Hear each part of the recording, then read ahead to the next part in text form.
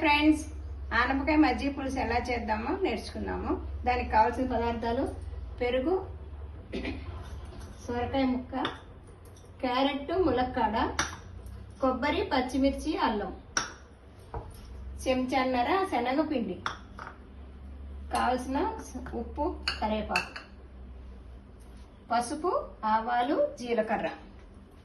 ఇప్పుడు స్టవ్ వెలిగించుకుందామండి.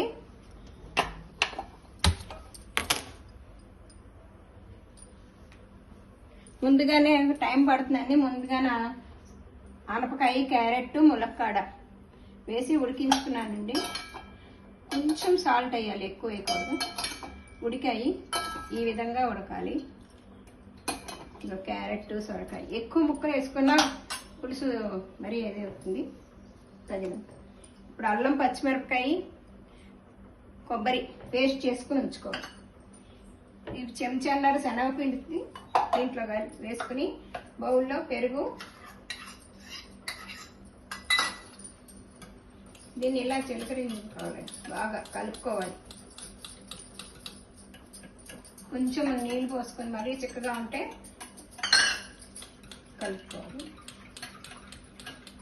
ఉండ లేకుండా కలుపుకోవాలి.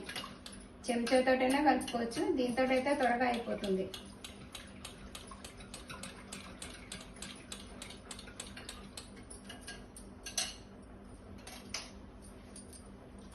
ఇదిగోండి, ఇలా పోసుకుంటూ కలుపుకోవాలి. ఇది విరగకుండా ఉంటుంది. శనగపిండిలో కలపడం ఎందుకంటే మజ్జిగ పోయంగానే వేడి మీద విరిగిపోతుంది. విరగకుండా ఉండడానికి శనగపిండిలో కలిపి వేసుకోవాలి. ఇప్పుడు పసుపు వేసుకుందాం అండి. కొంచెం ఇలా కలుపుతూ ఉండాలి, చిక్కబడిపోతుంది. కొంచెం నీళ్ళు పడతాయి. ఒక పిసరు పెరుగు చిక్కగా ఉంది కదా, అందుకని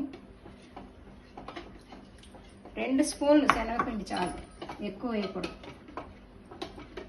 ఇలా కలుపు సైడ్లో పెట్టుకుంటే చాలు. ముక్కలు ఆల్రెడీ ఉడికిపోయాయి కాబట్టి త్వరగానే అయిపోతుంది. ఇది ఉడుకుతూ ఉంటుందండి. ఇక్కడ పోపు పెట్టుకుందాము. పులుసు పోపు, మజ్జిగ పులుసు పోపు. 3 చెంచాలు నెయ్యి కానీ నూనె కానీ వేసుకోవచ్చు. నెయ్యి ఫ్లేవర్ ఇష్టమైన వాళ్ళు నెయ్యి వేసుకోవచ్చు. స్టవ్ వెలిగిద్దామండి. సిమ్లో పెట్టుకుని దీంట్లో చీల్చిన పచ్చిమిర్చి వేసేసుకున్నాము. ఇప్పుడు 2 పచ్చిమిర్చి వేసానండి దీంట్లో.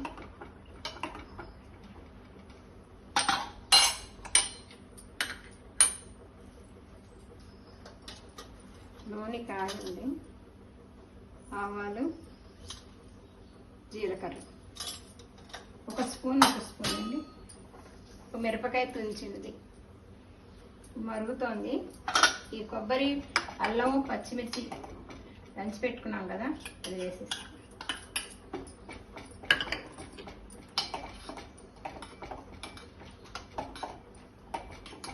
ఇవన్నీ మిరగకుండా వస్తుంది. మధ్యగా చిక్కబడుతుంది. శనగపిండి వేసాం కదా, బాగా ఉడకాలి. కొంచెం ఒక 5 నిమిషాలు ఉడకాలి.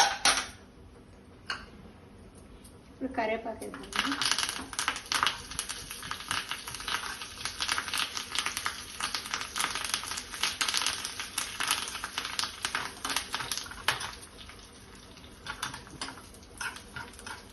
కూడా వేగిపోయింది. ఆవాలు సౌండ్ వస్తుంది. మజ్జిగ కూడా ఈ విధంగా చిక్కగా వస్తుంది. మరీ చిక్కగా ఉన్నా బాగుంటుంది. పోపు దీంట్లో స్టవ్ ఆర్పేసాను.